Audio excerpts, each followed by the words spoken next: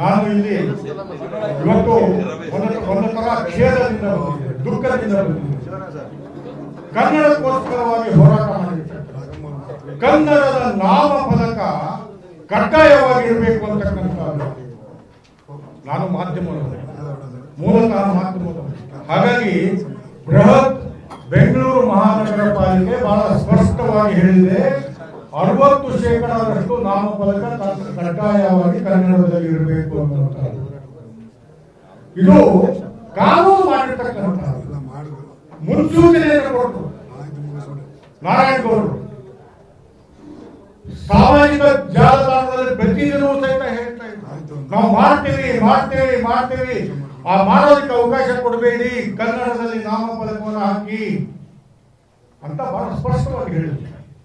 ಕಾನೂನಿದೆ, ಕಾನೂನು ಜಾರಿಗೆ ಬರಬೇಕು ಅನ್ನುವಂತಹದ್ದನ್ನು ಒತ್ತಾಯ ಮಾಡಿದ್ರು. ನಮ್ಮ ಈ ಮಾಲೀಕರೇನಿದಾರಲ್ಲ, ಕನ್ನಡಿಗರ ಭಾವನೆಗಳಿಗೆ ಗೌರವವನ್ನು ಕೊಟ್ಟು ನಾಮಫಲಕವನ್ನು ಹಾಕಿದ್ರೆ ಇಂತಹ ಸ್ಥಿತಿ ಬರ್ತಾನೆ ಇರಲಿಲ್ಲ. ಅದಕ್ಕೆ ಸರ್ಕಾರವೂ ಸಹಿತ, ಯಾಕಂದ್ರೆ ಇದು ಬಿಬಿಎಂಪಿ ಮಾಡಿರ್ತಕ್ಕಂಥ, ಜೊತೆಗೆ ಕನ್ನಡ ಸಾಹಿತ್ಯ ಪರಿಷತ್ತು, ಕನ್ನಡ ಭಾಷಾ ಸಮಗ್ರ ಅಭಿವೃದ್ಧಿ ಅಧಿನಿಯಮ, ಇದು 2022ರಲ್ಲಿ ಕಾನೂನು ಮಾಡೋದಕ್ಕೆ ಕನ್ನಡ ಸಾಹಿತ್ಯ ಪರಿಷತ್ತು ಬಹಳ ಪ್ರಮುಖವಾಗಿರ್ತಕ್ಕಂಥ ಪಾತ್ರವನ್ನು ವಹಿಸಿದೆ. ಇದಕ್ಕೆ ರಾಜ್ಯಪಾಲರ ಅನುಮೋದನೆ ಮಾರ್ಚ್ 10ನೇ ತಾರೀಕಿಗೆ ಸಿಕ್ಕಿದೆ. ಮಾರ್ಚ್ 10ನೇ ತಾರೀಕಿಗೆ ರಾಜ್ಯಪಾಲರ ಅನುಮೋದನೆ ಸಿಕ್ಕಿದೆ. ಇದು ಕಾನೂನಾಗಿದೆ. ಆದರೆ ಆಡಳಿತಾತ್ಮಕವಾಗಿ ಒಂದು ಆದೇಶ ಆಗಬೇಕು, ಯಾವತ್ತಿಂದ ಇದು ಜಾರಿಗೆ ಆಗುತ್ತೆ ಅಂತಕ್ಕಂಥದ್ದು.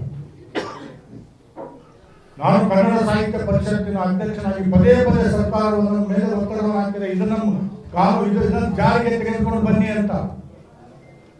ಕನ್ನಡ ಸಂಸ್ಕೃತಿಯ ಮಂತ್ರಿಗಳು ಮೀಟಿಂಗ್ ನಲ್ಲಿ ಹೇಳಿದೆ, ಇಲ್ಲ ನವೆಂಬರ್ ಇದು ನಮ್ಮ ಸುವರ್ಣ ಮಹೋತ್ಸವವನ್ನು ಆಚರಣೆ ಮಾಡತಕ್ಕಂಥ ಸಂದರ್ಭದಲ್ಲಿ, ಕರ್ನಾಟಕ ಅನ್ನುವಂತಹ ನಾಮಕರಣ ಆಗಿರ್ತಕ್ಕಂಥ ಸಂದರ್ಭದಲ್ಲಿ ಮೊದಲನೇ ನವೆಂಬರ್ ದಿನನೇ ನಾನು ಇದರ ಅಧಿಸೂಚನೆಯನ್ನು ಹೊರಡಿಸ್ತೀನಿ ಅಂತ ಹೇಳಿದ್ರು. ಆಗಲಿಲ್ಲ. ಅದು ಆಗಿದ್ದು ಸಹಿತ ಇವೆಲ್ಲವೂ ಸಹಿತ ಅನಾಹುತಗಳಾಗ್ತಾ ಇರಲಿಲ್ಲ. ಒಂದು ನಮ್ಮ ಹಿರಿಯರಿದ್ದಾರೆ ನೋಡಿ, ಅವರು ಹೇಳಿದ್ರು, ಈ ವಯಸ್ಸಲ್ಲಿ ಹೋರಾಟಕ್ಕೆ ಬರಬೇಕು ಅಂತ ಅಂದ್ರೆ ನಮಗೆ ಎಂತ ಅನಿವಾರ್ಯತೆಯನ್ನು ತಂದುಕೊಟ್ಟಿದ್ದಾರೆ. ನಮಗೆ ಬೇರೆ ಎಲ್ಲರೂ ಸಹಿತ ಕೇಳ್ತಾರೆ, ಎಲ್ಲರೂ ಹೊಟ್ಟೆಗಾಗಿ ದುಡಿತಕ್ಕಂಥವ್ರು. ಆದರೆ ಇವತ್ತು ಹೋರಾಟಕ್ಕೋಸ್ಕರವಾಗಿ ಎಲ್ಲರೂ ಯಾಕೆ ಬಂದಿದ್ದಾರೆ ಅಂತ ಅನಿವಾರ್ಯತೆಯಿಂದ ಸರ್ಕಾರ ಬಂದಿದೆ.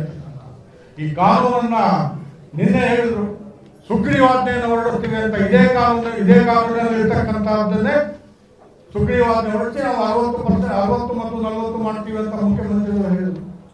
ಇದರ ಜೊತೆ ಇದು ಸಂಪೂರ್ಣವಾಗಿ ಸುಗ್ರೀವಾಜ್ಞೆಯ ಮುಖಾಂತರ ಅನುಷ್ಠಾನಕ್ಕೆ ಬರಬೇಕು. ಅಂದರೆ ಇದರಲ್ಲಿ ಕನ್ನಡ ಅನ್ನದ ಭಾಷೆ ಆಗುತ್ತೆ, ಶಿಕ್ಷಣದಲ್ಲಿ ಕನ್ನಡ ಆಗುತ್ತೆ, ಕೋರ್ಟುಗಳಲ್ಲಿ ಕನ್ನಡ ಆಗುತ್ತೆ, ವ್ಯಾಪಾರದಲ್ಲಿ ಕನ್ನಡ ಆಗುತ್ತೆ.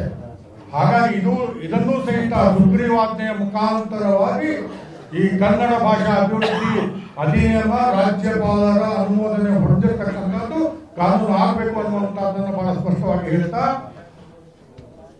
ಈಗಾಗಲೇ ಹೇಳಿದ್ದಾರೆ. ಮತ್ತೆ ನಾನು ಸಾಹಿತ್ಯ ಪರಿಷತ್ತಿನ ಅಧ್ಯಕ್ಷನಾಗಿ ಜೈಲಿಗೆ ಹಾಕಿದ್ರಲ್ಲ, ಇವರು ಯಾವ ಅಪರಾಧ ಮಾಡಿದ್ರು? ಕಳ್ಳತನ ಮಾಡಿದ್ರ? ಲೂಟಿ ಮಾಡಿದ್ರ? ದರೋಡೆ ಮಾಡಿದ್ರ? ಎಲ್ಲರ ಎದುರುಗಡೆ ಇಡೀ ಸಮಾಜದ ಎದುರುಗಡೆ ನಾವು ಕನ್ನಡಕ್ಕೋಸ್ಕರವಾಗಿ ಹೋರಾಟ ಮಾಡ್ತೀವಿ ಅಂತ ಮಹಿಳೆಯರು ಸೇರಿ ಹೋರಾಟ ಮಾಡಿರ್ತಕ್ಕಂಥದ್ರಲ್ಲಿ ಅವರನ್ನು ಜೈಲಿಗೆ ಹಾಕಿದ್ರು. ಬೇಷರತ್ತಾಗಿ ಅವರನ್ನು ಕೂಡಲೇ ಬಿಡುಗಡೆ ಮಾಡಬೇಕು ಅಂತ ಕನ್ನಡ ಸಾಹಿತ್ಯ ಪರಿಷತ್ತು ಒತ್ತಾಯ ಪೂರ್ವಕವಾಗಿ ಆಗ್ರಹವನ್ನು ಮಾಡುತ್ತೆ. ಜೊತೆಗೆ ಹಂಪ ನಾಗರಾಜ್ ಅವರು ಹೇಳಿದ್ರು, ಇದು ಸೆರೆಮನೆಯಲ್ಲ ಅರಮನೆ ಅಂತಕ್ಕಂಥದ್ದು. ಅವರು ಬಿಡುಗಡೆ ಆದ್ಮೇಲೆ ಕನ್ನಡ ಸಾಹಿತ್ಯ ಪರಿಷತ್ತು ನಾವೆಲ್ಲರೂ ಸೇರಿ ಮೆರವಣಿಗೆಯಲ್ಲಿ ಕರ್ಕೊಂಡು ಬರೋಣ ಅಂತಕ್ಕಂಥವ್ರು. ಕೂಡಲೇ ಅವರನ್ನು ಬಿಡುಗಡೆ ಮಾಡಬೇಕು, ಯಾವುದೇ ಷರತ್ತುಗಳನ್ನು ಹಾಕಬಾರದು. ಮುಂದೆ ಕನ್ನಡ ಹೋರಾಟಗಾರರು ಚಳುವಳಿಗೆ ಇಳಿದೇ ಇರತಕ್ಕಂತಹ ಸ್ಥಿತಿಯನ್ನ, ವಾತಾವರಣವನ್ನ ಸರ್ಕಾರ ನಿರ್ಮಾಣ ಮಾಡಬೇಕು.